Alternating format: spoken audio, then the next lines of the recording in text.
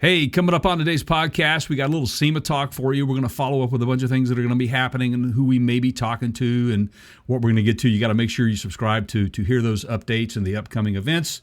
We got a couple of things about some new EVs coming to the U.S. that normally would not be built in the U.S., but they're coming here. And to accommodate that, they have to buy a little bit of property to do that. GM is not just a automotive manufacturer anymore. They are very smart at what they are doing and trying to achieve. You're going to hear some of that today. We want to talk about some of the higher end electric vehicles that are coming our way, and you'd be surprised at the cost. Good. And who they Hang on are. 1 second. A couple of recalls to talk about today. And U-Haul has a new friend, and we told you so. All that coming up right after this.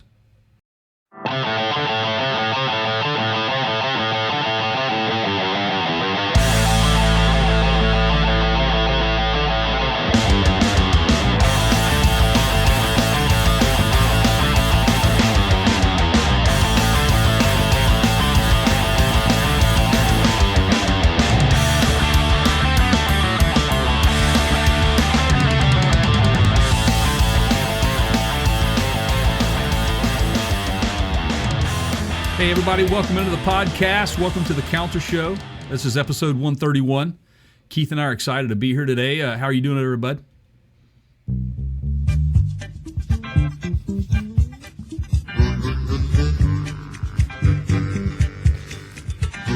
I don't know why. I felt it today. What's up, everybody? You know what? How you doing, Jay? Oof, I'm great. And Sanford Son was like one of my all-time favorite shows, man. And Red Fox was great. Such an iconic theme song. Theme songs, man. Yeah. Theme songs could make. They were half the marketing. I will not lie to you. When you started playing that, I totally went back to another place. Yeah. It does that to you, Yeah. man. I felt like I was sitting in my grandparents' living room with them after dinner watching Sanford Son.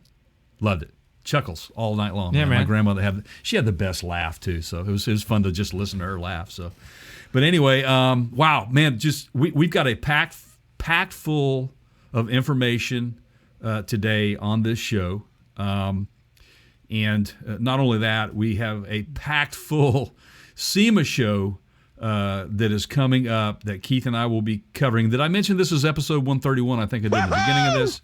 Yes, man, I tell you what, we're really coming along with keeping you guys on the forefront of automotive technology and technology, period. And you can't do that just to 2 episodes. You got to keep going. And to keep going, we need your help. Guys, make sure you get on over to partskinda.guru.com, and there you will find our podcast links. You will find a YouTube link. You can find all our social links. You can find an Amazon link, which you can purchase product through, which will help us if you buy through our website. A little bit of that helps us out, but most importantly, we've got a new merch store up on our website as well as... baby! Absolutely, man. And on our YouTube channel. So make sure you go buy some hats, and we got some new stuff going to be coming down the pike, so just be patient with us. We just launched it. That will definitely help us get through this and keep doing what And the we hats like are to really do. cool. Like, they're really cool.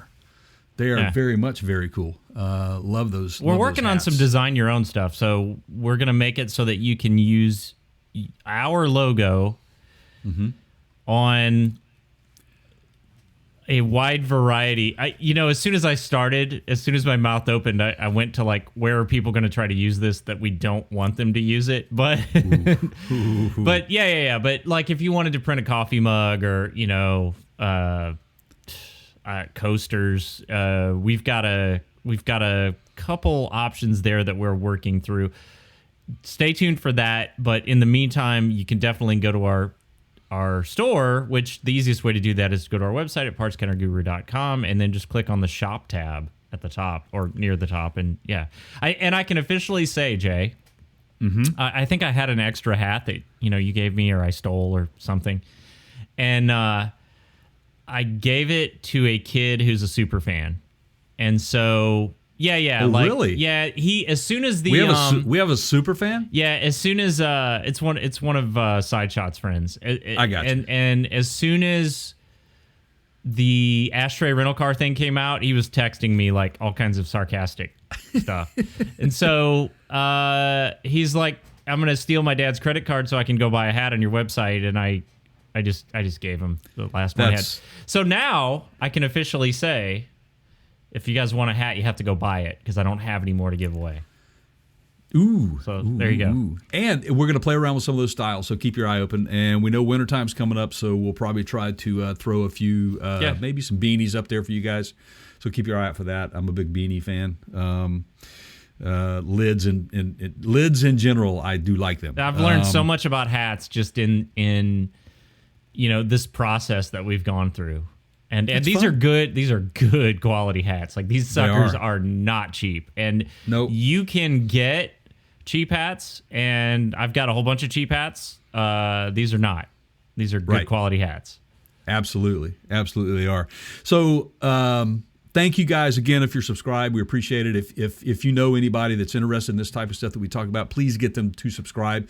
When you're watching any of the video segments from this, liking our videos, giving us a thumbs up, it really boosts our algorithm and it gets put in front of a lot of other people. So the more you like us, the more we get seen and the more we get to keep doing these things. So thanks very much if you are subscribed, and if you're not, please make sure you get somebody else too, and we'll keep this thing going. So let's get on to SEMA. I've been running across a few exciting things. I'm trying to stay on top of this, the last few weeks of who's going to be there, what might be coming down the pike. Here's what I do know. I found this morning. There's going to be 2 Bronco Raptor builds. They're 2022. Woo-hoo! Yeah, as if there weren't enough Broncos last show. They're still coming. But Max Lighter Brothers Customs, or Max Lighter Motors, are building these 2 things, and they're going to have one at the Vision X booth as well as one at the Dynamat booth. And I've reached out to those guys to ask them if they'd take a minute to talk to us. So we're going to try to bring that to you so you can see what one of those Bronco Raptor builds looks like. Well, Jay, how would I know where can I find that if I'm interested? Well, doggone, Keith, it's good that you asked that question, because you can go over to youtube.com/Parts Counter Gurus, or you can go to our website, which is partscountergurus.com, and click on the YouTube icon and get over there to watch some of these. If you guys stream that, because you could stream some live stuff, right? And I don't want to watch it like a week later. I want to see it like in real time. Now. So subscribe. Yeah, subscribe. I see. And then click the bell so you are notified when these things come out. That's what okay, I got it now. Yeah. I don't know what I would do without you, Keith. I really don't, man. We're just thank you. So, no, folks, no, really, seriously, Keith's absolutely correct. We're just trying to make sure that you guys have a roadmap of how to make sure you don't miss these things. These things are going to be fun. I also know that there is going to be a Jeep EV that will be revealed at the show. We know that there is going to be a Volkswagen press conference that is going to be revealing a couple of their new electric vehicles that will be there. It's kind of funny, we had these conversations in the past about electric vehicles and how do they fit into the SEMA show. Well, it's a no-brainer because they still utilize, even though there might not be an internal combustion engine in the vehicle, there's a lot of other there's a lot of other components that go on that vehicle that are at the show to be sold, just like it would be on an internal combustion engine vehicle. So there might be a little bit of a segment shift, but I still think that you're going to see just ample opportunities for you internal combustion engine guys as well as your electric vehicle guys. Overlanding, we know that Skinny Guy Campers is going to be there. They're going to be new to the show, which they have a neat little package to offer. We're going to be talking to those guys. We've got a couple of other podcasts lined up, and we're trying to work through a few other ones. So just make sure that you are subscribed so we're getting that to you firsthand. So, wow, that's exciting, man. I just wish we were there for like 2 weeks instead of just. Well, we can do that if we go back for CES, which we probably need to get reserved soon. So this is true. I think that's the plan, right? Yeah, absolutely. Unofficially? Hey, did we make this clear to everybody? I think you took the final voyage in your Thor, didn't you? Oh man, not you. 不知道吗我 Yeah, boy, this could. Yeah. To quote the great Michael Scott from The Office, I'm not superstitious. I'm just a little stitious. So if I come out and start talking about it, then potentially it could. It is so similar to buying or selling a house, right? Mm-hmm. And so you've gone through the home sale process. Yep. You have inspectors, you have escrow accounts, you have, all these people doing closing, you have closing documents, you have to sign. It's an ordeal to sell an RV like a drivable, Even though it is an RV, a recreational vehicle, it is the size of a house. I mean, it literally is a house. Yes, they are. This is not the same as going out and putting an iPhone on a credit card or whatever. No, so a lot goes into it. So I'm in the middle of that process now. It looks to be going through, and it's kind of a bittersweet thing because it's a lot of memories. In many ways, the show was produced out of that garage on numerous occasions in the back of the RV. I know. And we've got, this is kind of interesting, don't have a new one on order yet. Had one on order, but then canceled the order because, you all just need to go back and listen to the previous podcast and, we take you through all that. But yeah, so. Episode 130. Sitting in my driveway right now, being unloaded, getting all of our clothes and, stuff out of it. And yeah, got to wash it this weekend. And then that's it. Then that's it. That's it. Say bye-bye. Yeah. Wow. Crazy. That was a good ride, man. Yeah. I'll miss it. Yeah, I bet you will, but I'm sure something will come back around for you at some point once you get settled. After the dust settles, after this year goes through. I will say this.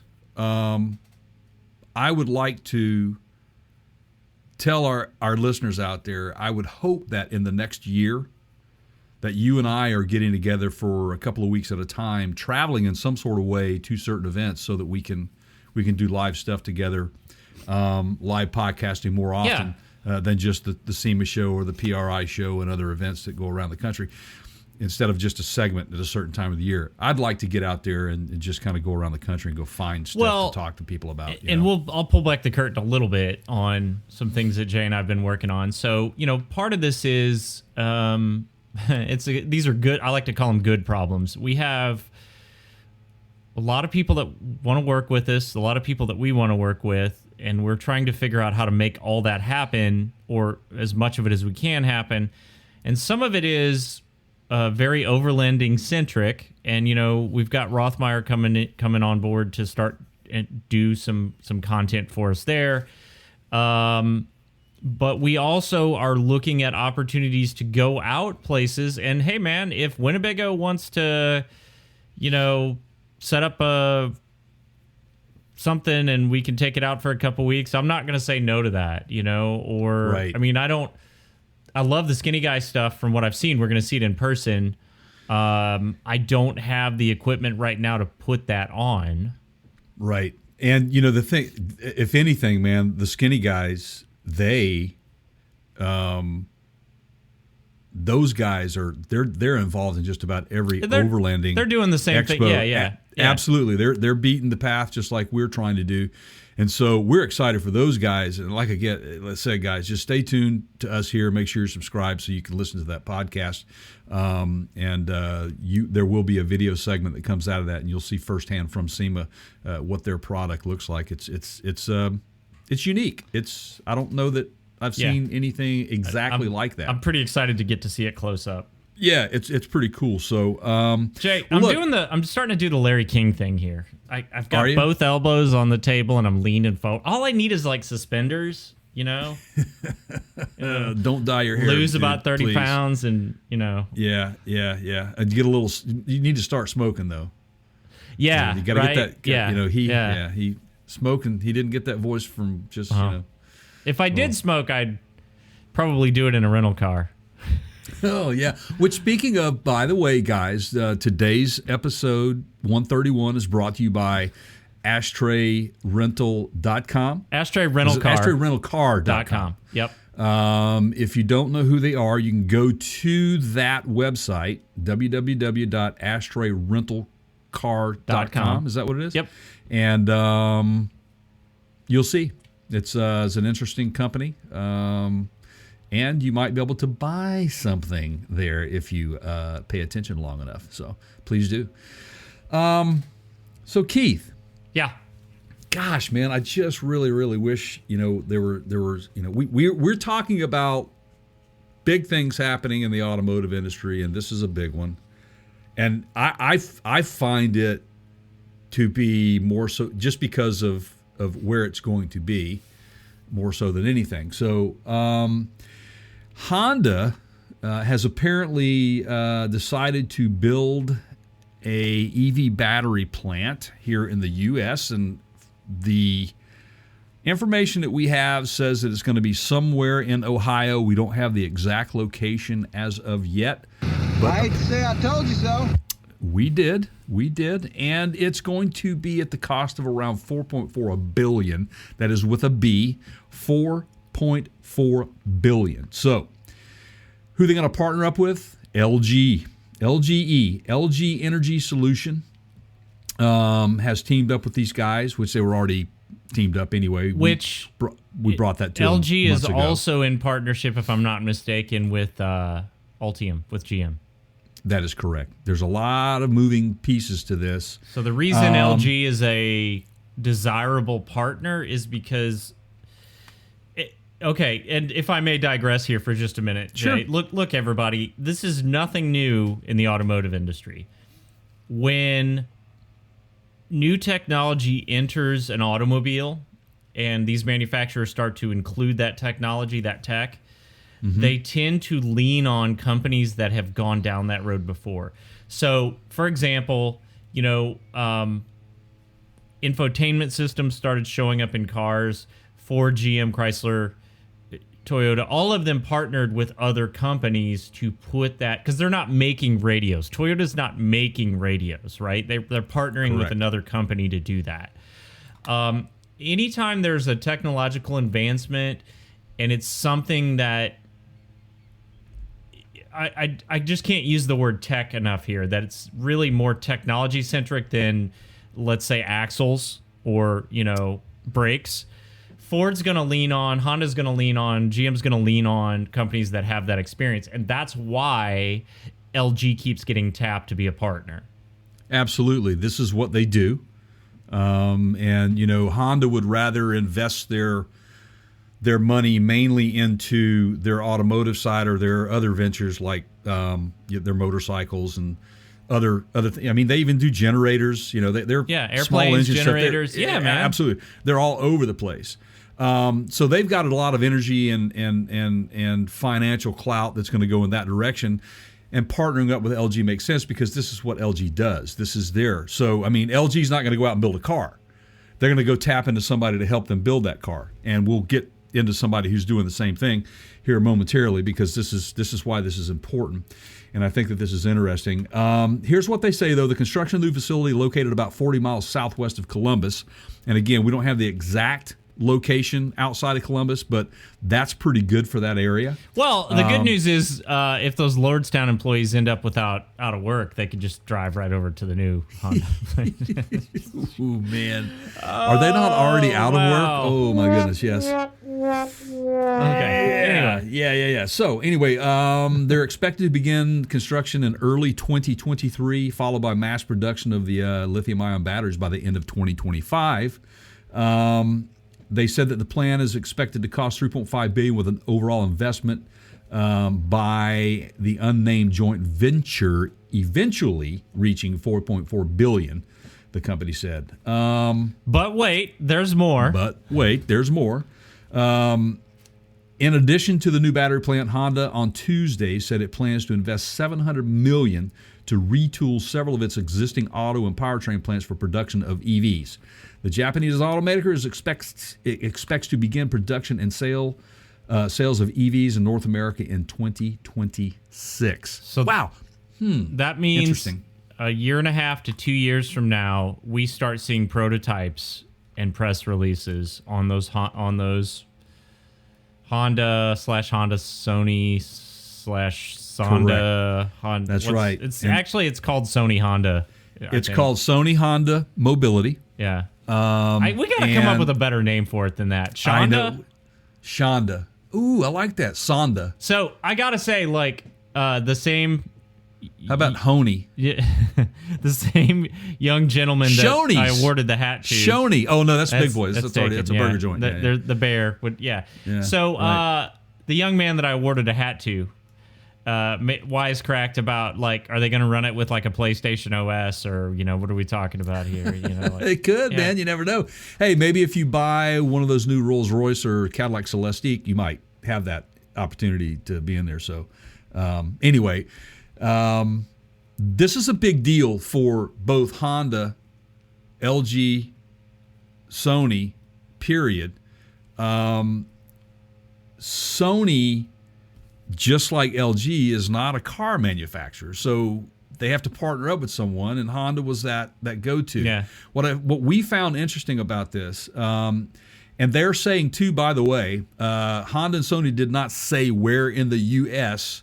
that they would be built based on the information that we could find, but they say we think that it's likely going to be in Ohio as well, which totally makes sense logistically.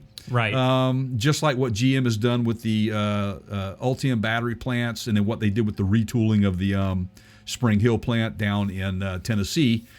Makes complete sense logistically. It's cost effective. But here's what's interesting, though. This is the first time a Japanese manufacturer would build a vehicle in the U.S. to export to Japan, which I found very interesting. But it makes sense in the long run for all these manufacturers. And Keith, you probably know why. Remember what was just passed. You've got the new bills that are passed, the infrastructure bills, and all these things are playing into this. There's incentives to buy electric vehicles, but also we're kind of technology forward. So this is a fascinating shift for me. So, I remember in the Back to the Future movie, I think there was a line where they said, all the best stuff comes from Japan, right? And they were talking about, technology, right. The JVC handheld camcorders, and Japan in a lot of ways in the 80s was the pioneer that came out with, the best VHS players, the best CD players, the best, the Walkman, right? That was all, Walkman was Sony. That's all. Oh, yeah. I had a CD Walkman. That has shifted to where a lot of the development is now happening in the U.S. and the United States has become the leader from a technology. I mean, think about iPhones from a technology perspective, all the, Apple Watch and so on. And, the one, Jay and I don't think the mics were rolling when we started talking about this, but I'm jonesing for a one wheel. And one wheel is, I think it's Santa Clara is where they're manufactured. Well, the company is based out of Northern California in the tech corridor. A lot of the components, of course, like the batteries and stuff, I think come from China. But that was a company founded in California. And that is a very, I just got back from a Disney trip and, reading the rules, because you can drive golf carts in the campground. Right. And, we're looking through the rules, can I ride my Segway? Can I ride, do they allow e-bikes? I saw a guy on a one wheel and he was like, yeah, man, and so there's these terms. If you go and you read the campground policy, they allow what they call PEVs, which is personal electric vehicles. And it's a term I'd not heard of before. And that usually covers your kick scooters and your Segways. And, I think even the one wheel falls in that category. I don't think you can avoid them these days. So I'll bring this back full circle. We have become kind of a technology forward country, especially around rechargeable tech. And that is why Sony said, hey, we're going to release this in the U.S. first, as opposed to Europe or Japan or other parts of Asia, whatever, right? They're going to do it here first. Right.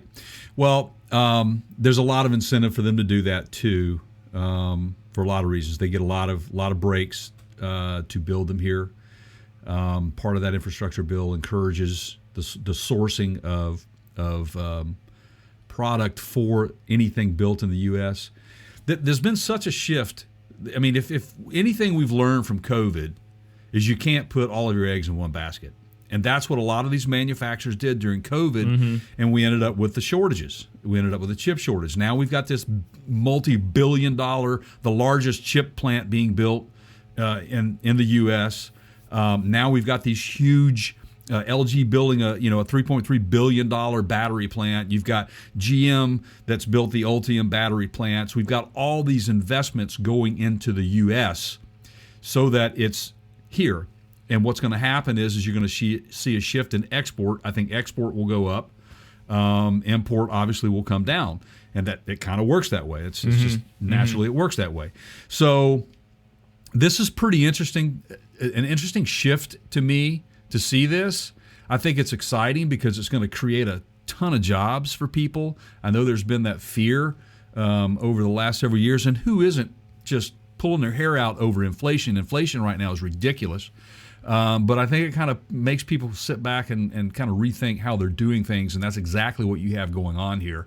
And so I'm excited for Honda and Sony and LG to be on top of this stuff. And we, as the Parts Counter Gurus, will continue to bring you updates on these stories as they become available. So good luck to Sony, Honda, and LG.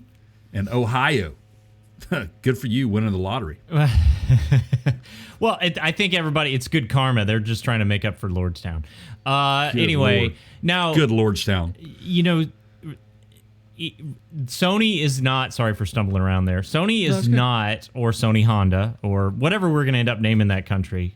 Leave the company. Leave us a comment. Let us know what you all think there. But they're not the only players in the game of late that want to get into... energy supply, I guess. I'm not sure exactly what to call this, but it's the production of power producing components. Right. GM is another one, and GM just announced that they are going to spin off a company. Let's see what I can tell you here. It's going to start off a new business that's going to be energy centric. They're going to call it GM Energy because why not, right? Right. And they're going to do stuff, some of it's similar to what Tesla's done, stationary battery packs, solar panels, electric vehicle chargers, energy management products. And Ford, by the way, has also recently gotten into that sector as well. Well, why not, totally right? Makes sense. So, yeah, absolutely. I mean, you sent me a thing of a Costco, like, home EV wall charging unit for your car that you can buy at Costco now. It makes sense for GM to go, hey... we stand to this is the same thing that we said when the state government started to invest in charging station infrastructure. Somebody's going to do it. There's money to be made. All of these electric devices have to be recharged somehow. So GM says, let's get there early. Let's make the components that help charge these things up and supply power. And also, all these grid problems that people keep bringing up, if we offer some storage solutions, you're less impacted when you have a power outage for a couple hours. Absolutely. And, you've got, to tell you how valid of a venture this is for them, when you've got PG&E on their side, Con Edison...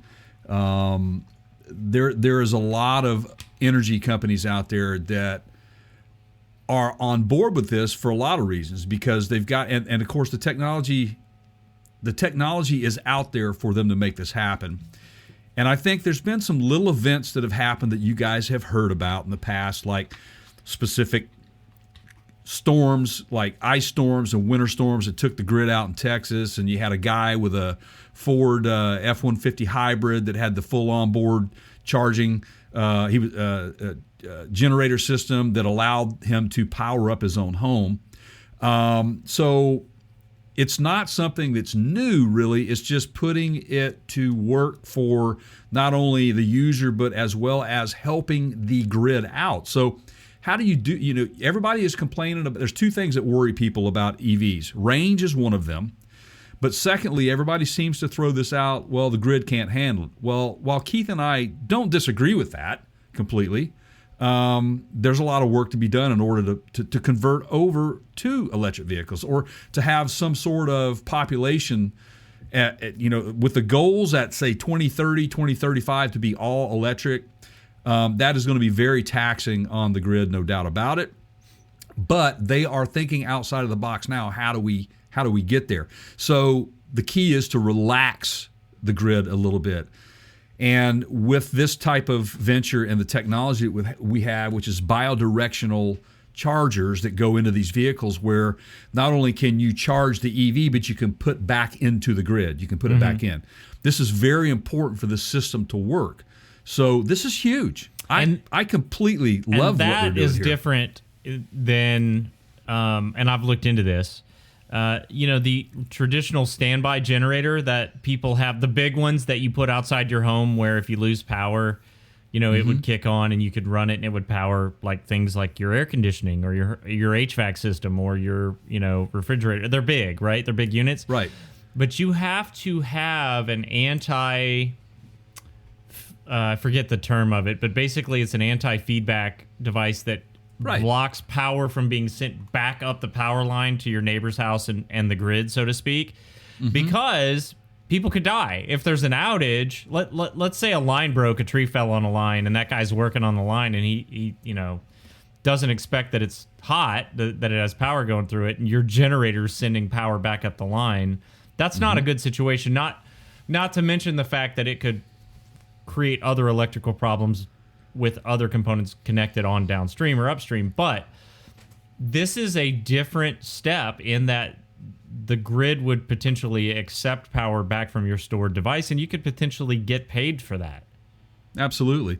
I know of several people in the area here where I live that have recently gotten incentives to install solar panels on their private residence.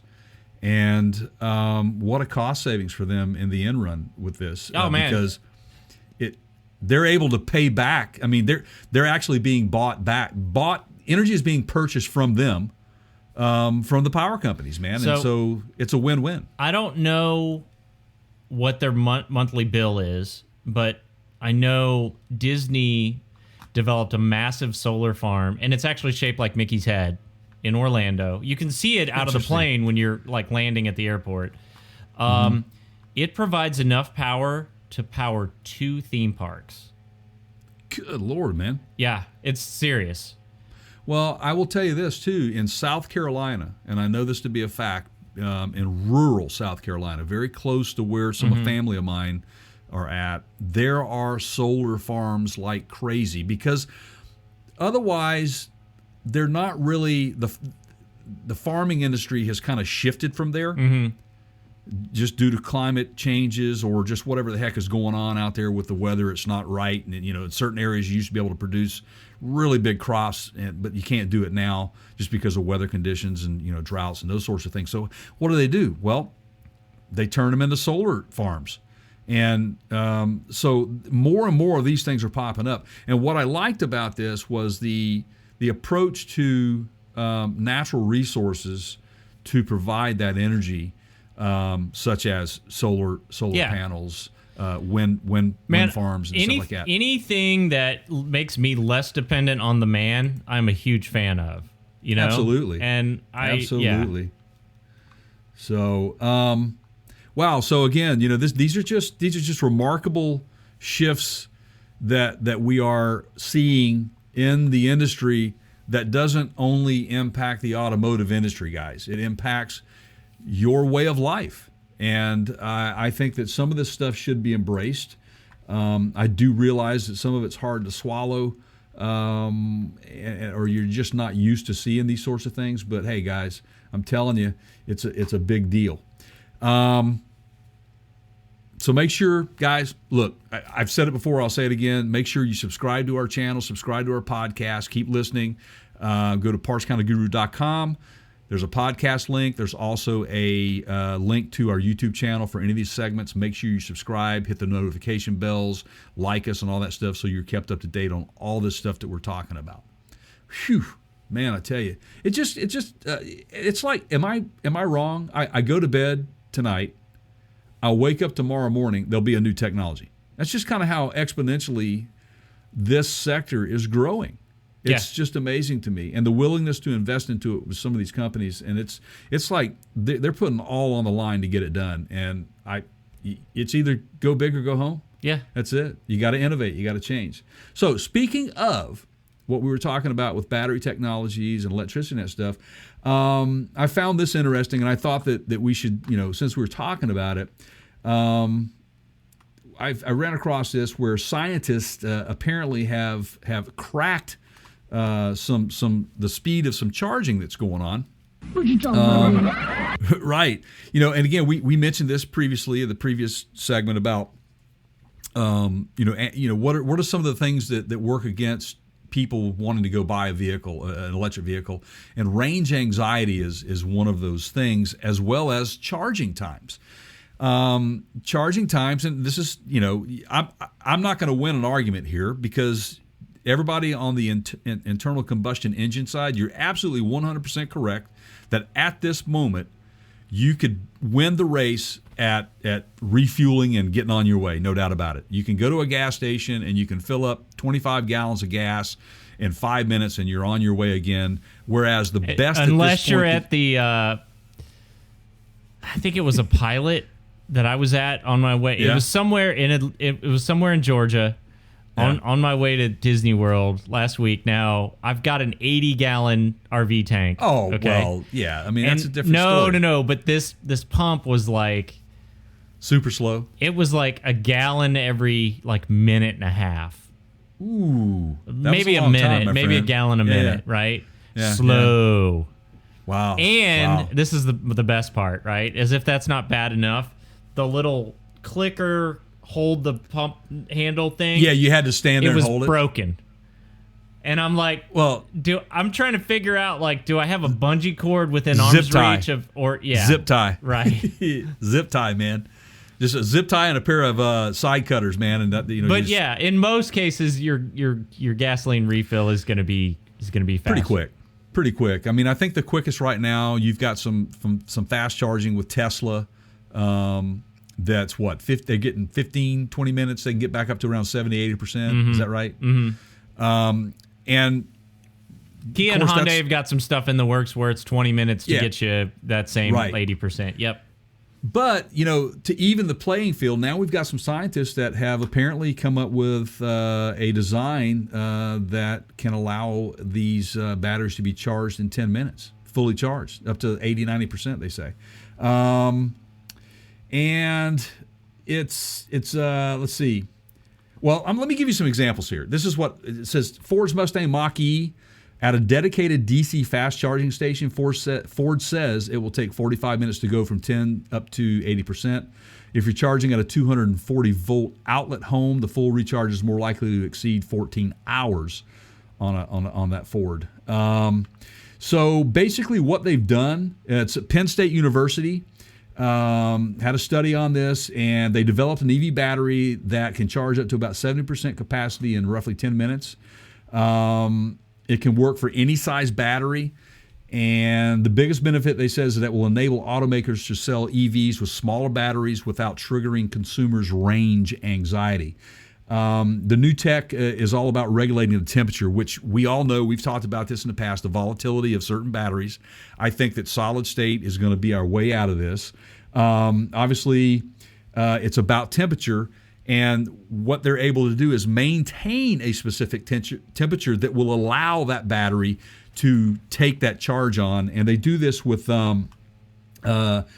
thin sheets of nickel foil inside the cells. And basically what it does is it maintains that interior temperature of around 176 degrees.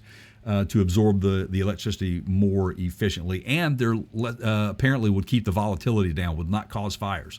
So that's a big development. I mean, I don't know who's going to jump into this. They say it also requires fewer raw materials, and everything that they're addressing in this study is all the stuff you hear. Yeah, man, you ripping the planet apart, man, getting all those raw materials, man. That battery's going to be $45 million when you replace it. You know, that's some of the stuff that we've heard in the past, but I think that those things are going to be addressed, and they have been being addressed. Okay.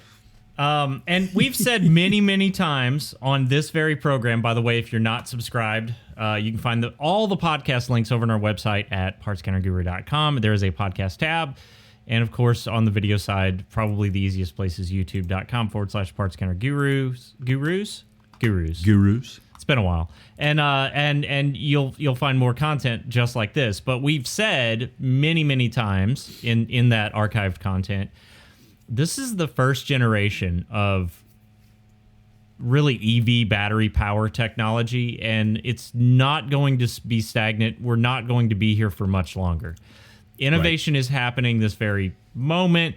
Like Jay said, you wake up every day and there's a new development. That's the case here, and that's going to continue. You know, like it or not, the battery pack that powers that Tesla Model 3 or Model S or whatever, the Ford Mach-E, those are going to be obsolete soon. Yeah. Now, yes? I was just going to say that, you know, there are things that are put into place, too, with some of these manufacturers. For example, they put limiters, speed limiters on some of these vehicles, these EVs, because they want to maximize. It's a proven fact that yes, we know EVs are fast, right? They're super fast. I mean, they can go from 0 to 60, and some is under 3 seconds, man. And they can get up to, Tesla's up to around 200 miles an hour now with one of those. But you can't be doing that all the time. Right, I mean, you get over 125 miles an hour in speed, constant speed. Just watch how quickly your battery drains. Well, and the load that the consistent load that's being pushed to the motors.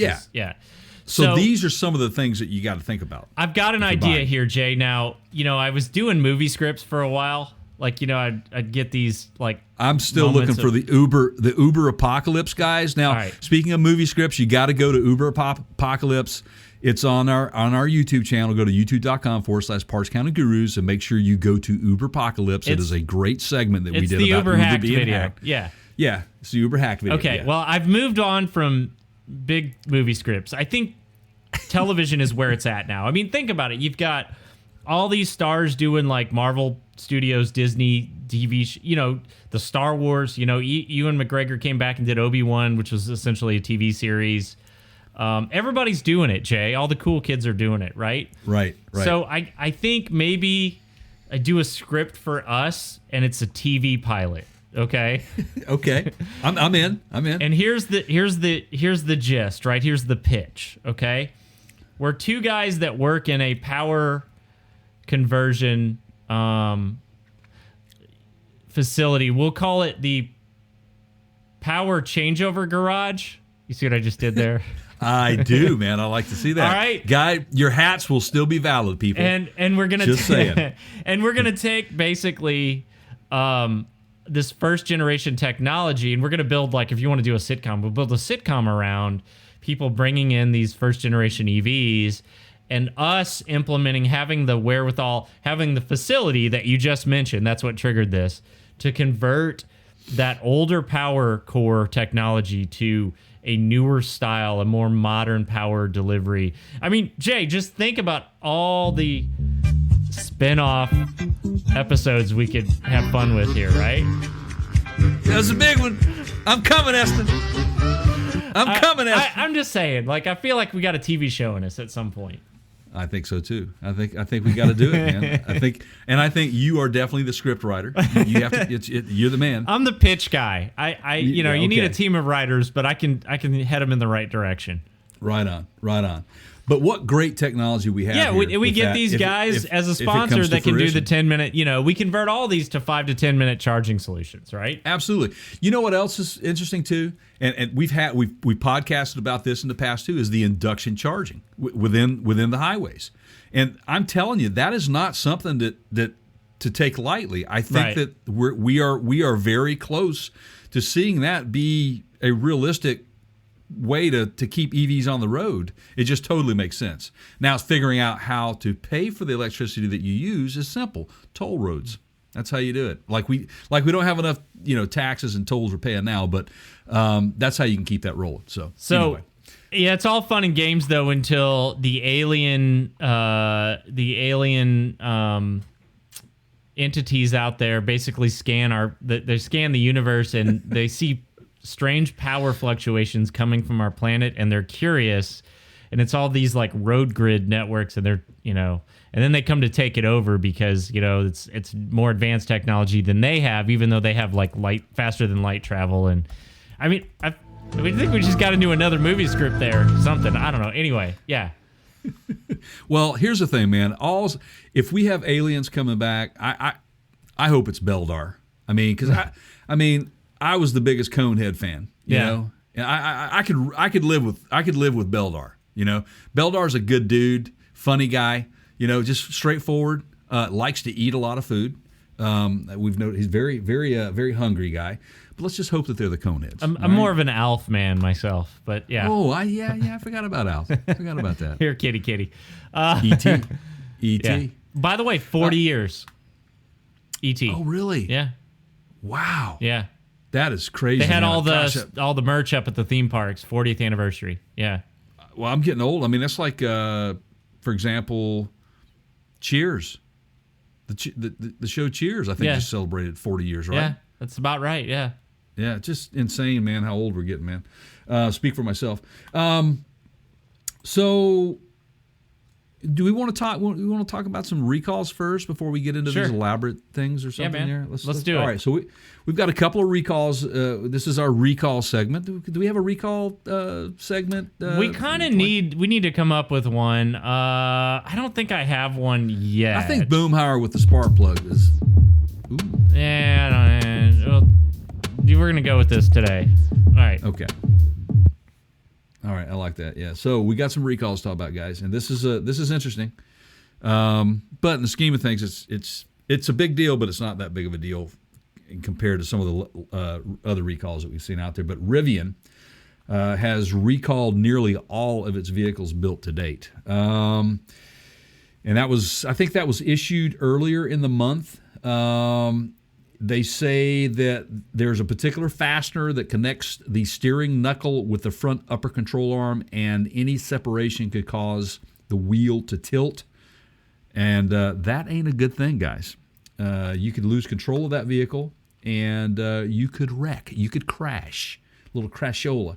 So Rivian recalled all of their R1S SUV and R1T pickup trucks, as well as the EDV, which is the delivery van that was built for Amazon. Yep. But they're saying that only those vehicles from the 2022 model year. But there's a total of 12,212 vehicles that are affected.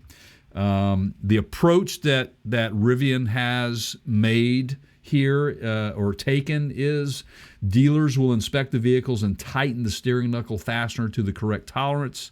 The service will be offered free of charge. Owner notification letters will be expected to be mailed out November 2022 around Thanksgiving. So keep your eye on your mailbox or your emails for this recall to be coming your way. And they also say if you're looking for further information on this recall, you can contact Rivian at 888-748-4261 in the U.S., I think, or maybe that's all over. Or you can contact the NHTSA, which is the National Highway Transportation Safety Administration, at 888-327-4236, and the recall campaign number on that is 22 Victor 744000. I feel like I'm in Chips doing a police call out. Okay, before Right. we move away from this Rivian recall, I just want to mention very quickly, at the beginning of this podcast, we were talking about, I mentioned One Wheel. And by the way, if you're not listening to this on the podcast side, you can get the full podcast at our website, partscounterguru.com. Click on the podcast tab. I've been listening to a podcast. It's the one that I sent you. The Future is Electric. And the episode that I listened to, they had the guys from One Wheel on. And the founder of One Wheel said that he was a huge fan of how Rivian handled their recalls because One Wheel... so they've had several different models of the One Wheel, kind of like Rivian, right? Like you had the R1T and the R1S. Right. And they've got One Wheel has like a Pint, and it's a smaller one, and a Pint X now. And then they just came out with the GT... And the GT's their full-size shredder, but that replaced, I believe, the XR, which was the previous generation. So they got to a point in this where they were kind of like GoPro does it, right? Like it's like, we're just going to slap a couple pieces of new tech on it and call it done, and it'll be the new version. And the GT for One Wheel was a complete redesign because the technology they were using in previous models, they had supply chain issues with. It was obsolete. They had to move on and develop something brand new. So they did that. They ran into a couple situations that they had to issue recalls for because the thing was running away from people. Like you jump off it and it would keep going. Just keep going. Wow. And so it had to do with sensors in the front end and all that. And they figured it out and they've recalled it and there's a fix for it. It doesn't scare me. Like I'll still own one. But they talked a lot about how Rivian handled this. And specifically, you have to expect, and this is where I'm going with this, in this era, with the drastic change in technology that we are going through. And it doesn't matter if it's GM's had cars catching fire. Ford's had their share of issues. None of them are immune. You are making major changes to your automotive platform. There are going to be issues. And then the guys from One Wheel were like, man, we tested that thing left and right as much as we could. And then it gets out in the wild. And sure enough, somebody's able to figure out a way to make it do things that none of us in testing had ever been able to basically get it to happen. And so my point is, I think everybody, what you need to focus on, especially with these newer generation EVs, is not necessarily that there's a recall, because that's sort of an admission of a problem, but it's how those recalls are handled. Absolutely. And how does the company do the right thing? How do they handle the recall process? Rivian, on many occasions that we've seen, has been, RJ's been a stand-up guy about it the whole time. Right. And that's kind of where my head is as I buy newer technology vehicles. Right. Yeah, I agree with that. And unlike Ford, of course, who's just kind of drilling holes in it. Drain. And we love Ford, but hey, man, drilling holes to drain fluids is not a solution. Not focusing on the fluid leak, but focusing on how to get it away from the engine so it won't start on fire. So, or how can we repair this the most cost-effective way, which is another way of saying the cheapest way to fix it. Absolutely. Guys, that recall information will be in our mention on the podcast. So make sure you go to partscounterguru.com/podcasts or just hit the podcast link up at the top left-hand side and click on episode 131, and you will see that recall there. So make sure you pay attention to that if you are affected by that, or if you just want to kind of see what's involved there and how they do those things. I think it's impressive to see a new company come on board and handle their business like they do. We're big fans of Rivian's.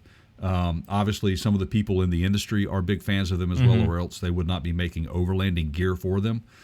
So if you don't think that they are a force to be reckoned with, you better change your mind, because they are. So just saying. All right, so now, sir, that we're on the subject of recalls, apparently Hyundai has a big one, a real big one, man. They got 53,000 vehicles with dual clutch transmissions that are being recalled. Whoa. 2021, 2022 Hyundais that have a defect could cause total loss of motive power. In other words, engagement of the transmission or dual clutch package on these things. That is the Elantra N, the Kona N, the Santa Cruz, the Santa Fe, the Sonata, and the Veloster N vehicles that are all involved with this. Hyundai did file a recall with NHTSA over an issue with a fail-safe malfunction in the transmission oil pump. Like I said, it recalls 53,142 vehicles, and it's a 21 and 2022 year models. Hyundai will inspect and replace the affected transmissions while reprogramming the controlling software. The automaker will begin mailing notification letters to owners by December 5th of 2022. That is this year. Wow. If you do not know what a dual clutch transmission is, we're going to drop a video that is probably one of the most thorough videos. It's Engineering Explained is the YouTube channel. Love to watch this guy. He's very informative. He knows what he's talking about. So we'll drop that YouTube video in there just in case you don't know what a dual clutch transmission is. Basically, it is exactly what it says. Instead of a manual transmission, it is dual clutches, which you can have paddle shifting involved. It's still an automatic transmission. There's a lot of things you can do with it. It's how you get there. This is how we're getting from the normal 5-speed, 6-speed transmissions in a manual transmission up to these 10 speeds that you have in some of these Fords. These are mainly 8-speed transmissions that we're talking about here, I think. But it's going to be a software glitch somewhere as well as a mechanical component failure here, and they will get that fixed. The problem you have with this particular failure is that you too will lose complete drivability here. You will not move. So 3 things to add to that. Number one, on that point of losing complete drivability, Hyundai thinks it's serious enough that they issued a stop order to freeze sales of all those vehicles that are affected. So not all Santa Cruzes or Konas or Elantras are affected. No. But the Hyundai knows which ones they are, and they probably know that by what, Jay? Their VIN number. That would be point number 2. Right. You need to, if you think your vehicle, if you got a 21 or 22 Hyundai, it's one of those vehicles Jay mentioned, and you think you might be impacted, the very first thing you need to do is go get a copy of your VIN. Now, it's in multiple locations on your car. We've done videos on how to locate it. You probably also got a copy of it on your insurance paperwork or your registration, but it's better to go straight to the source and look at it on the vehicle. Take that information over to, and we'll probably include this link as well, the NHTSA, the National Highway, I can actually say it better if I don't use the letters, the National Highway Traffic Safety Administration. Take it over to their website. Is it traffic or transportation? It might be transportation. One of the two. It's still transportation causes traffic. NHTSA it is. Right. You're going to take it over to the NHTSA's website. We'll put the link up to that, not Hyundai's website. You're going to get the recall information from the NHTSA. But an easy way, though, Keith, for them to do that, like you said, with the VIN number, they can call their dealership to see if their vehicle you can give it is to your affected. dealer. Yeah. Because they have to let them know that. Yep. And what we call the vehicle identification number, it is the DNA of the vehicle. That is everything that they need to know about your vehicle will be in that number. There's 2 locations located on the vehicle itself, and that would be in the underneath the. If you're in the UK, it's the windscreen, or here's the windshield in the driver's side. If you look under the windshield there, right there at where the dash is, it'll be located there. But an easier place to find it is most likely going to be on the driver's side pillar, the door pillar there. Yeah. As you get if it's in the a vehicle. 21 or a 22, it'll be in both places. If you're talking about a 1960s Corvette, it may not. But we're not. Right. This is You know what's nice too, man, is like I don't even see technicians go up to the windshield anymore for those. They just go to the door. They go to the door and they scan. It's got a barcode there. They scan it, or some sort of QR. It gives them everything they need to know about the vehicle right there. It's pretty awesome how technology is advanced that way when it comes to these sorts of things. So they can quickly get it handled. So make sure you get over there, like we said, to either NHTSA or either Hyundai, and they will help you out. And look, knowing that Hyundai and Kia are in the same or within the same organization, I would expect to see a Kia recall come too, because they do use like components and like platforms. So there's no mention of Kia here. That's okay. I'll keep my finger on Bert. Right. There you go. I would say keep your eye open for that. And again, December 5, you should be notified. So that's this is very fresh off the press here, guys. So make sure if you have one of these, make sure you get it in. So, it's nice, man, that we're able to provide this sort of information to our listeners and beyond. You know. Yeah, I mean, love you it. can't beat the price, as I always like to say. Exactly. So you like expensive rides? How expensive do you like? Well, if you're talking to Side Shot, it's, money is no object, and he used to go into the high end luxury car dealers, and that kid at the age of about 7 had them all like he would. Now you got to understand, man, these are usually 200,000 and up price tag vehicles. And they're letting a 7-year-old like have full run of just crawling in the trunk and the back seat. And I think it's because he was such an automotive fan. Like, he was a fan of the cars at that age, and they recognized that. And they were like, here you go, man. I'll open it up for you. Right. Oh God, man. Some of the prices on these things, man. Oh, yeah. I don't know that. I mean, you get into the millions easy. I will never. Well, maybe I will if we keep podcasting like we're doing, man. I may be able to have one of these. But that power changeover business, because CJ, it's kind of a reality show. Like, not only are we filming a TV show, but we're also running that business. Think about like Orange County Choppers or whatever, right? Like, we actually got a business to run there on the side. I'm just saying. I'm just saying. Yeah. So, all right, go ahead. I digress. ooh, man, maybe some of these new vehicles might end up in that. Yeah. And right? Yeah. So, it's not just your GMs and all that stuff that are getting into electric vehicles. I mean, we've seen a lot of these supercars. I mean, Lexus is going to be rolling one out. But when it comes to luxury, I mean, when you utter the name Rolls Royce, mm-hmm. I mean, you automatically just think just absolute high class beauty and style and just handmade. I mean, this is what you expect, right? So the Rolls Royce 2024 Rolls Royce Spectre EV breaks ground, it says, as an EV, and it heralds a major change for the 116-year-old car maker. Now, I have to ask before we go any further, and you're probably looking at the Car and Driver article. I am.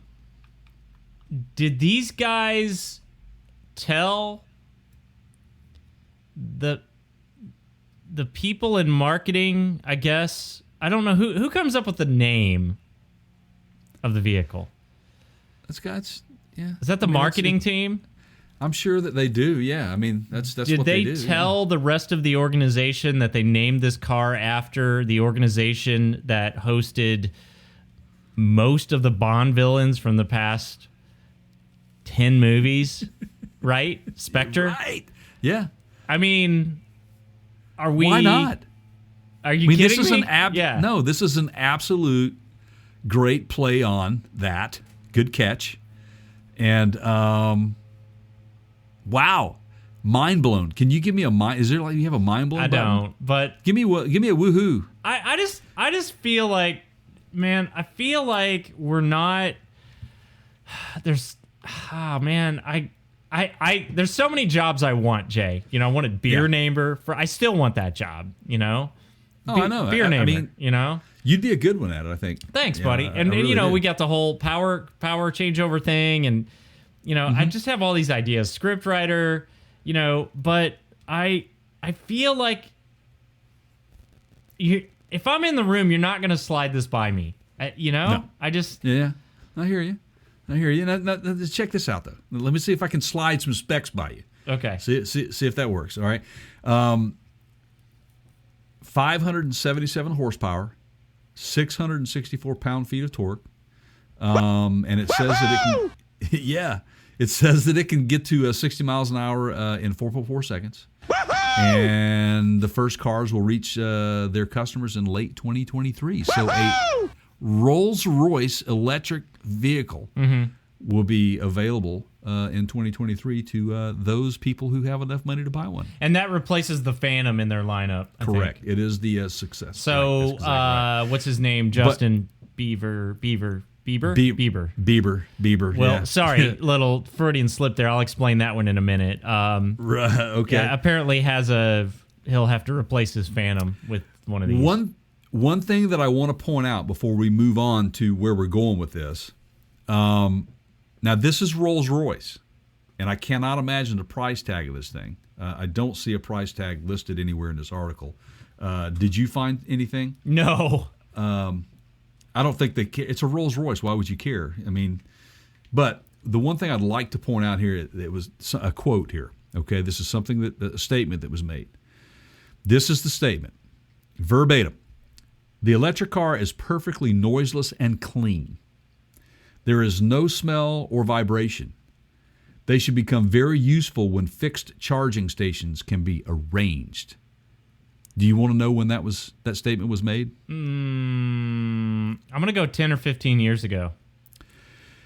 Charles Stewart Rolls in 1900.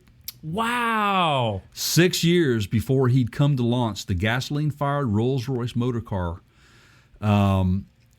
predicted a future that seems likely at this point. Wow. Here we go. 2030. Wow. 1900. And we've gotten into the argument. What happened? What happened in the early 1900s was, the mass production.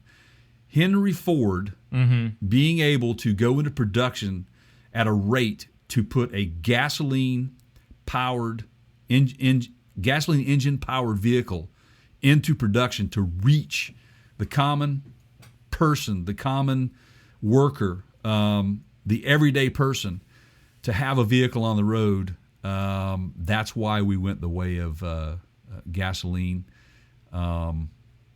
Plus, there was a few other incentives that I'm sure for the oil companies. Oh yeah, right. Guys, so anyway. It says they've got over 2.5 million test miles on the Spectre, right? They've been doing it a while. So they've been, Not only did their visionary predict it, a century ago. Okay, right. So it's time to digress for a minute as to why I did the Freudian slip earlier. Jay, have you heard of Buc-ee's? It's a fuel station. Oh yes, okay. Yes I have. It's the new thing in Florida. Yeah. So they're in Tennessee as well, and they're moving up. Yeah. I think they're kind of like the armadillo. They're finally making their way out of Florida. Yeah. So these things are massive. For those of you that haven't seen one, it is bigger than any truck stop I've ever seen. The number of gas pumps. I mean, you're in the probably close to 100 pumps. That's insane. I mean, it's crazy, right? They're big, like full-on restaurant, like freshly made deli. Like there's stores inside. Like you can buy camping gear. It's bigger than some of the. Bigger than a Walgreens. Bigger than It's smaller than a Walmart or a Target. But these places are huge. Which I have to wonder with the electric vehicle mandates being out there and these places being so, petroleum dependent for business, what's gonna what's their long-term vision? But I digress. So pull open a Google tab right now, and this is what I want you to type in. Okay. Buc-ee's mascot. It's Buccees. Buc-ee's mascot. Okay. And you should see a picture of the little guy there in the results. He's a he's a beaver, right? Bucky the beaver. Yeah. I see it. So we stopped for fuel at one of these last week, and I decided that I've in addition to beer namer, mascot namer apparently is a gift. Because I came up with a name for this mascot. I couldn't find the name of the mascot in any of their literature. I looked online. I did this very search. Okay? I think he should be called Justin. Justin Beaver. There you go. I love it, man. Justin Beaver. All right, folks, you heard it here first. Just reach out to us. Buc-ee's, you're welcome. Yeah, everybody. Absolutely. Absolutely. Yeah, you could have him dance it. He could be in movies. I mean, For you could sure, even man. charge. Yeah, absolutely, man. You could absolutely. You just broke ground, man. I think you just broke ground. I really do. But maybe you should be maybe you should be his agent. You know. Yeah. We got all these Bucky great the ideas. Beaver. If you need an agent, Justin, just hit us up over on partscounterguru.com. There's a comments tab. Oh man, I love it so much. Contact I just us. love Yeah. it, man. We are just full of absolute the best information one could offer. I mean, we've got it all. Okay, so anyway, on to expensive cars. We've talked about the Cadillac Lyriq. It is Cadillac's flagship at this point of their entry into the EV market. It's an awesome looking vehicle. It turns heads like crazy. My dad is actually my dad loves Cadillacs, and he likes the car. We've talked about it. But Cadillac didn't stop there. They are wanting to obviously compete with the Rolls-Royces in a customizable luxury vehicle there will be no two alike, they say. They will all be hand-built. They are 3D printing as many as 115 different components on this vehicle. They are also doing some interesting aluminum casting for the wheels. They're going to have 23-inch wheels on these things. Here's the thing that got my attention mainly, though. Yes, they're a hand-built luxury vehicle, and it'll be a low-volume vehicle as well.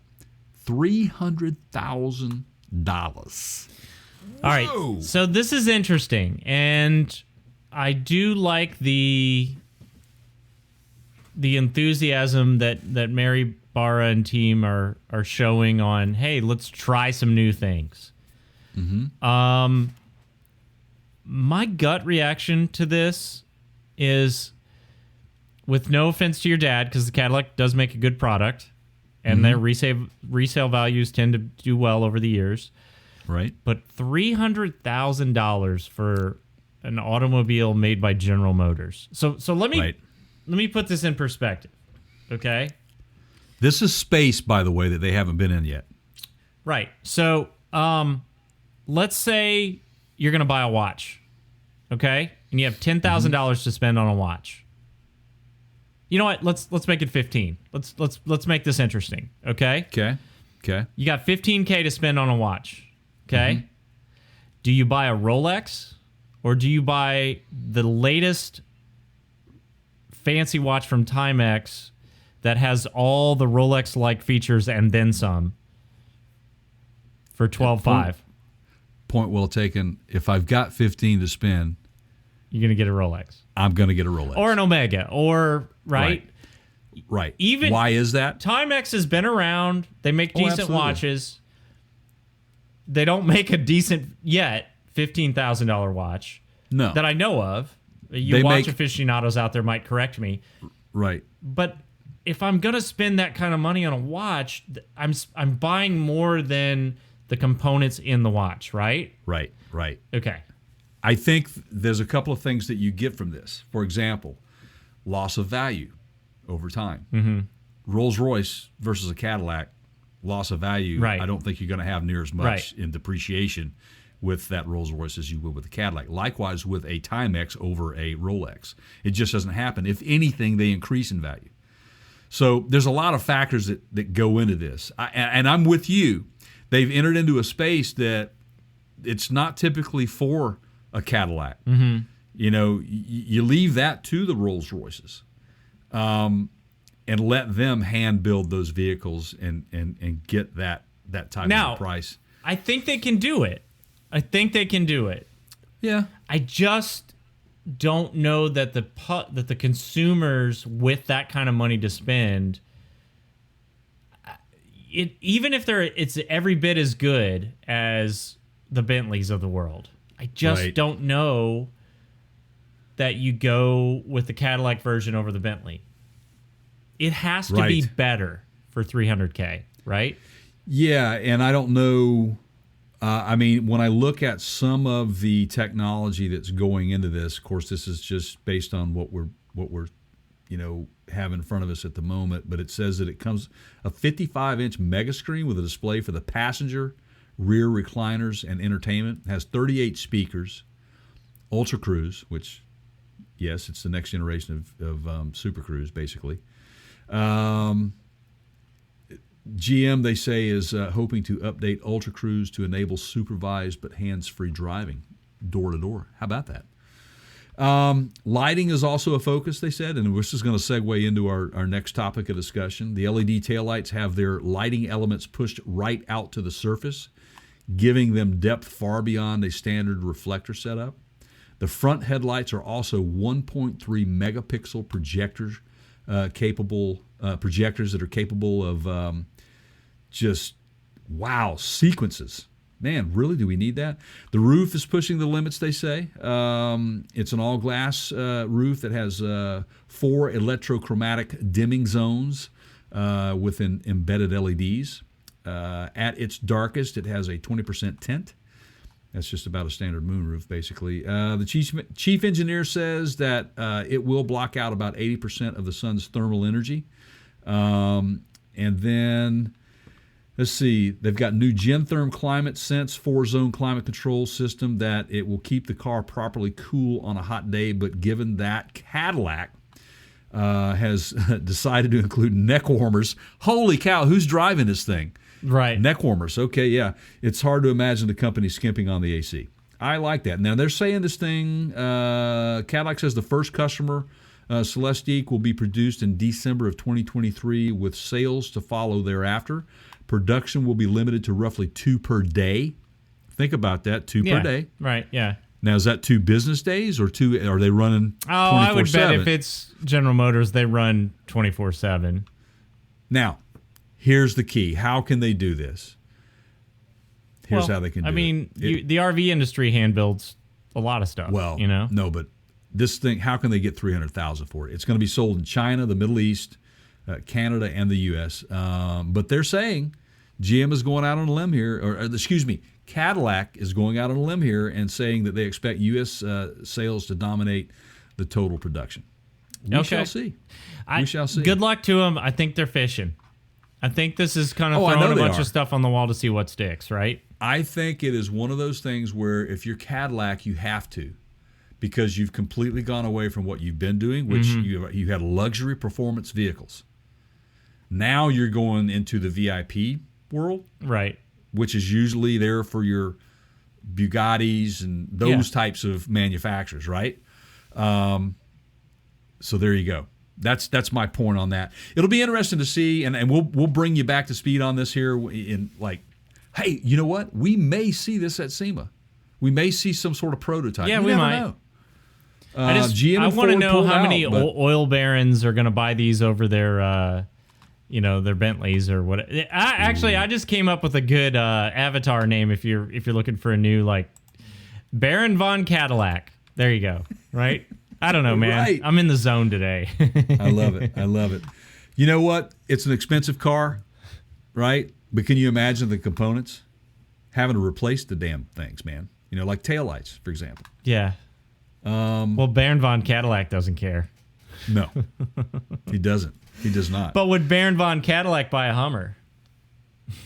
Well, I bet he would to match that Cadillac. That's his utility vehicle for hauling groceries home from the at the ranch, right? Right. So speaking of that sort of stuff, Keith and I ran across these, and we find this, and I was like, how can that possibly be? But they are saying that on the GMC Hummer and also on this Cadillac Celestiq, that the taillights alone in these things could exceed $6,000 to replace. Yeah, it doesn't surprise me. People are freaking out over that because the Hummer in particular has come to light as that being an actual truth. And Jay and I were talking about this the other day, and I said, with all the tech that they're putting in those taillight assemblies, these things are doing things when the vehicle is turned off. It's not just stoplights and turn signals, right? It's doing all kinds of cool stuff. the LED emitters change color. So the old way was you basically have 2 or 3 different colored bulbs, right? Like you may have a red bulb or a clear bulb with a red lens, or you may have 2 red bulbs and the second one kicks on when you step on the brakes, and then you might have a yellow bulb that's your turn signal. Now it's all the same LED strip. It's just changing colors as needed, or the transitional thing like Ford's been doing for a while in their Mustang, where when you put the signal on it, it actually moves in succession out. It's the electronics. Yeah. It's the electronics that are involved that does all these things. Yeah, there's control boards on each one of those components, right? Yeah. I mean, you're essentially bolting on an OLED TV or an LCD TV. And they might have cameras in them if all because of all that see-through the trailer towing thing that GM does. Like, there's just so much tech in these parts. There is. It's just amazing. So these are some of the things that you need to pay attention to and be very mindful of when you're buying these vehicles. And the other side to this is why I wanted to talk about this today, is that I use an online software which is called AllData Pro, which most people in the service industry do use. And what you get with that is you get service information, book time, how to, diagrams of how to replace things, how to do it, all the procedures to perform a specific task on a vehicle to replace something like a tail lamp or or a headlamp or whatever. But I have gotten onto AllData. This is where they got you right now. There is no information on electric vehicles out there right now on how to do things. That'll change, though, right? I mean... Well, I think that with the Right to Repair Act that's out there, I think that you have to allow people to do that. But I'm telling you guys that there's going to be certain... This is not your average, pull a few torque screws out, pull the lens off, pull the bulb out, put a bulb in, put the lens back on, and you're done. This is not how it's going to work, because you're dealing with technology within that component, which, like you said, you got several boards across there. Chips, sensors, potentially cameras, which most likely there are. But you have also super, super thick glass that's on this stuff that is like the Gorilla Glass that's like used on your cell phones. Right. Stuff like that. So they can handle a lot of abuse, but they can't handle a guy running into the rear end of the vehicle and taking it out. So I have... Interestingly enough, I'm gonna draw back to that same podcast that I was listening to that I talked about earlier with the guys from One Wheel. Before I get to that, Jay, I think Baron von Cadillac might be our arch nemesis. So maybe in the power changeover garage sitcom business that we're talking about starting, Baron von Cadillac's salvage emporium is down the street, right? And he's kind of the Newman or the Spectre, if you will. He's our villain, right? He's the guy we love to hate, and he's always pulling stuff. And I feel like maybe he drives one of these, high-end Cadillacs or whatever. I see this unfolding throughout this episode. Okay. So in the podcast episode that I was listening to that featured an interview with the guys from One Wheel, they talked a little bit about, even though right to repair doesn't apply to personal electric vehicles and scooters, it's the automotive industry. They said, so the question came up, it's like, so let's say I live in Australia and I buy one of these, One Wheels, and they're expensive, they're over $1,000, and what happens if it breaks? I have to send that thing that weighs 20 or 30 pounds internationally back. It's got lithium batteries in it, which creates a whole other... You're not supposed to put those on a plane. So you got to ship it back, literally ship it back. Right. And it gets interesting, right? How to deal with that. And the One Wheel guys said, we are looking into ways to send out parts for repair that are consumer fix-it-yourself type kits. But the problem that we have is you have so much technology. You have sensors everywhere. You have cameras everywhere. You have all this cool accelerometer stuff that your phones do, right? When you tilt it and it does cool things, and you play games and you tilt it a certain angle and it's like driving a steering wheel. Like, that's all in Segways, and all this stuff has those elements in it now. But the problem is, it's not just like replacing a traditional headlight where you just maybe pop the trunk and you get in there and you take a few screws loose and you pull the whole assembly out. Right. It's got collision avoidance sensors, backup sensors, radar, sonar, cameras. And if you don't know what you're doing and you're not a trained technician, you're going to really bork something up, right? And so, absolutely. The right to repair, I mean, in a lot of ways, they probably haven't quite yet figured out the repair process on some of this stuff. Oh, I'm in complete agreement with that. I mean, but that's why if you look at the dealership models, how they're changing because of that. Because the manufacturer needs to have a lot of control over the service side of those vehicles, and they do not trust a you need to be a full-on GM or Chevrolet or whatever. That, I'll give you an example. It's not a dealership. So, I took my Ford in for service on an issue with the door not opening. Like the latch, there was a mechanism inside the door that was broken. And I just took it into the Ford dealer, and, it was kind of one of those things where I was like, this is going to be a really time-consuming fix, and I'm just not going to do it myself. But it's also something that I really want Ford parts in, and I want the Ford people to do it. I usually use specialized mechanic. Like, I have a Lexus Toyota guy that I'll take it to that he's not the Lexus dealer. He's, a third party, and he does a great job. But he specializes in Lexus. Yeah. But in this case, I wanted to go to Ford. So I take it in there, and, they just assigned it to the next guy, the mechanic that could just pop the door up, pull the all data info probably, right, on how to remove the door panel and get at the part.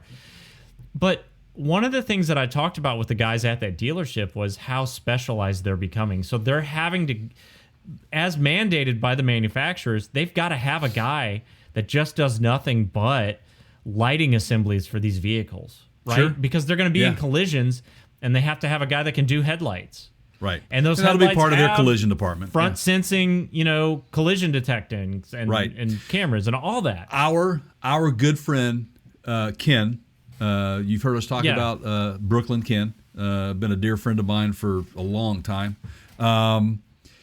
He's in the service industry and worked with some companies, providing alignment racks and, just any equipment in the service centers, right? Right.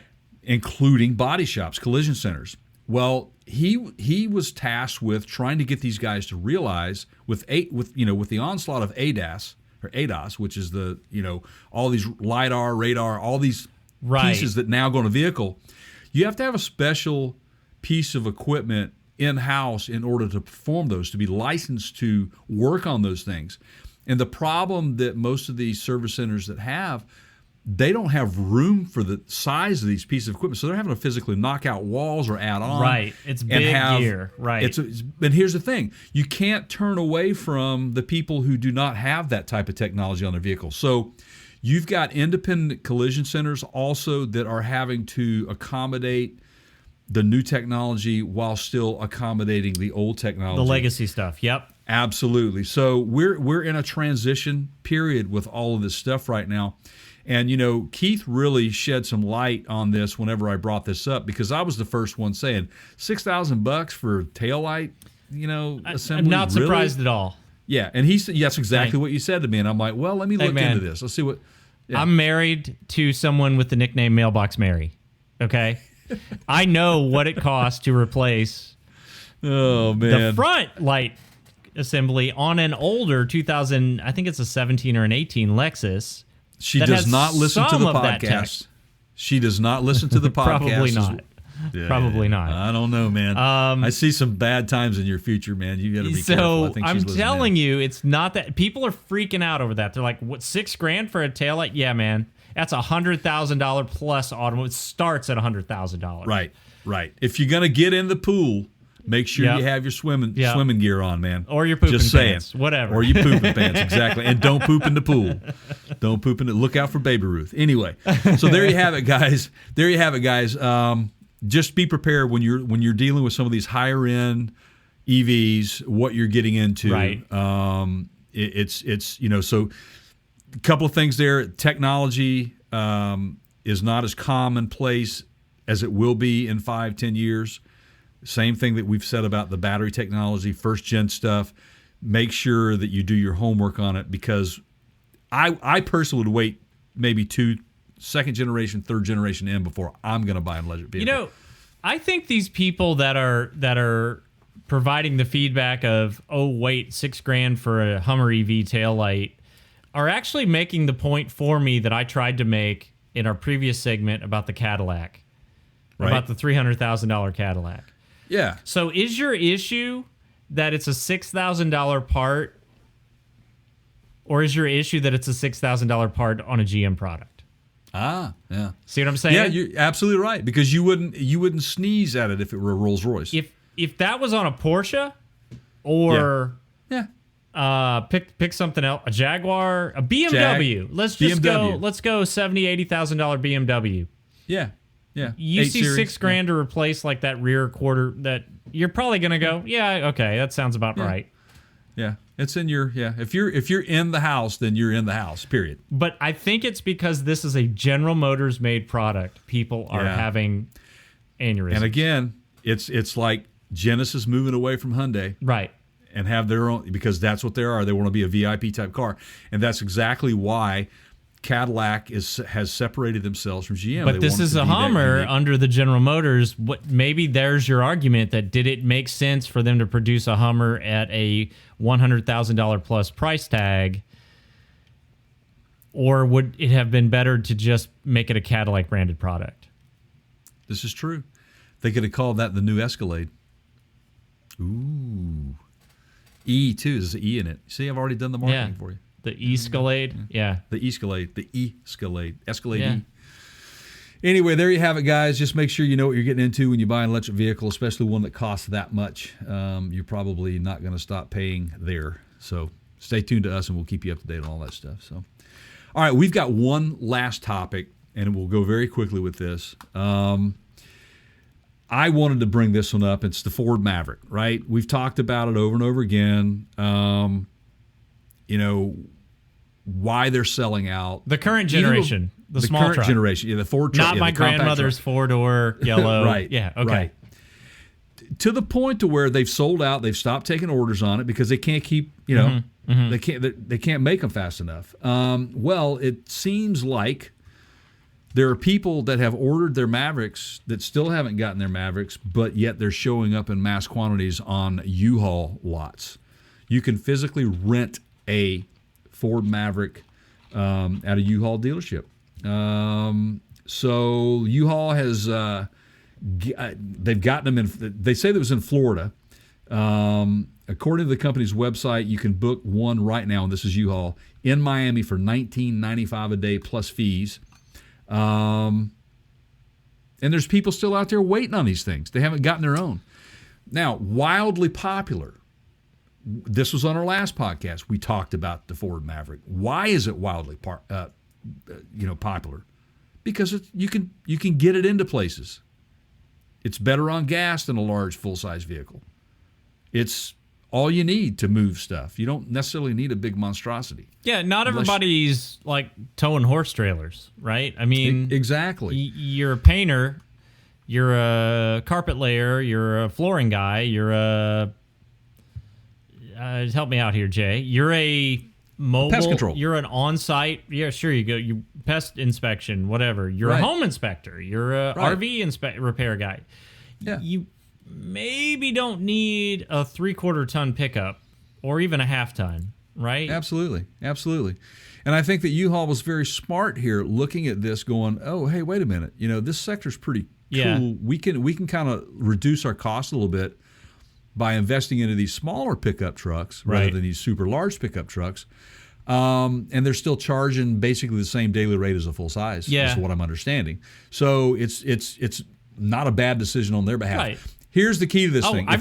We've rented trucks before with rental instead of cars. I mean, that's not. Yeah, absolutely. I've done it. So here's what I suggest for you people who are out there waiting on your Maverick to be delivered, and you've yet to really even test drive one. Go out and rent a U-Haul for a day. Yeah, get an extended not test a bad drive. idea. And look, as far as to why U-Haul got theirs before some people that have them on order, it's pretty clear to me that Ford prioritized production of certain models of that Maverick. So absolutely, I don't know without seeing the data, like the people that are waiting on the Mavericks that they've already pre-ordered or ordered, are those specialized in any way? What package does it come with? Because I can bet you that the ones that U-Haul has are the base model package, if you will. They're probably base model with air conditioning, and Ford, probably some of them without air conditioning. And Ford knew, and usually those are the most profitable. Well, no, actually not always. Sometimes the higher end models are more profitable.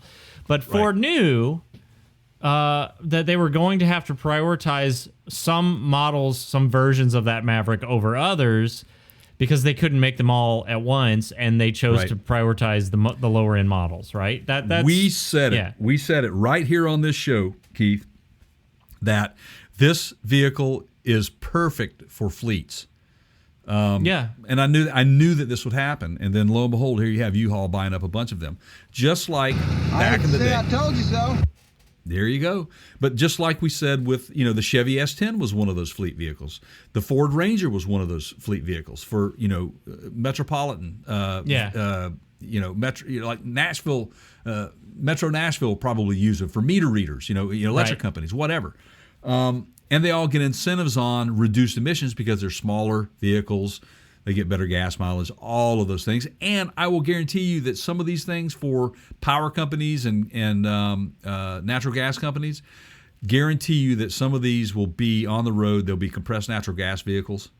You've already got a hybrid version of these things that's available. Of course, that's the one with the oil leak that you have to drill holes in the to let the oil out. So make sure you go to our last episode if you want to hear us talk about that. So anyway, congrats to U-Haul on getting their Maverick order. Sorry for you guys who haven't gotten yours yet, but I would say just hang in there. I think it's a pretty cool vehicle. We did a piece from SEMA last year on those Mavericks, and they're pretty awesome little trucks for what they are. And they're actually a lot bigger than they appear in a picture when you're up close and personal with these things. So, wouldn't you agree? Yeah. Yeah, pretty cool stuff. I bet we'll see some more. Guarantee, especially if Tucci's there. Tucci Hot Rods, man. Got to give those guys a plug. They were at SEMA last year. They were so kind to give us an interview. So yeah. So, wow, folks. Been a great show. Thanks for joining us today. Appreciate you if you stumbled on us and you decided to go ahead and subscribe. Make sure you go ahead and flip on over to our YouTube channel, which is youtube.com/PartsCounterGurus, and hit that subscribe button there and hit the notification bell. And here's why you want to hit that. Make sure you hit the like buttons as well. You want to make sure you're in tune with us for the SEMA show, which is upcoming next. Yeah, so we're going to be, the next time you hear us, guys, we'll be neck deep in SEMA, right? Yes. Yeah. Who knows what we're going to get into? I mean, we know some of what we're going to get into. Pretty exciting. Oh, you guys better stay tuned. So follow us over on Facebook.com/PartsCounterGurus. Follow us over on Instagram.com/ThePartsCounterGurus, and follow us on Twitter, which is @TheCounterShow. All of our socials, we're going to be very active. Yeah, and I think we're going to have the ability to stream over on the Facebook side if you would prefer that as well. Yep. Facebook's an odd animal. It doesn't really do anything for us in terms of a business, other than the eyeballs that we get on our posts, but that doesn't pay the light bill. And I don't think Facebook has really figured out what they want to be when they grow up either. But them and then of course Instagram is in with owned by Facebook. That's a whole other podcast, so to speak. The only acronym that comes to my mind for Facebook and Instagram is PITA. Oh yeah, I got that one. You guys can Google that if you aren't sure. Yeah. So stay tuned, guys, for us upcoming shows. It's coming soon. We'll be out there. This is episode 131, so it's going to be 132 through whatever. Yeah. We're excited to bring that to you, so make sure you subscribe again. And thanks for being with us today. So you want to take us out, pal? All right, everybody. Thank you, as Jay said, as always, for making us a part of your lives. For my pal Jay over there, I'm Keith. Remember, the more you weigh, the harder you are to kidnap. See you guys on the next one.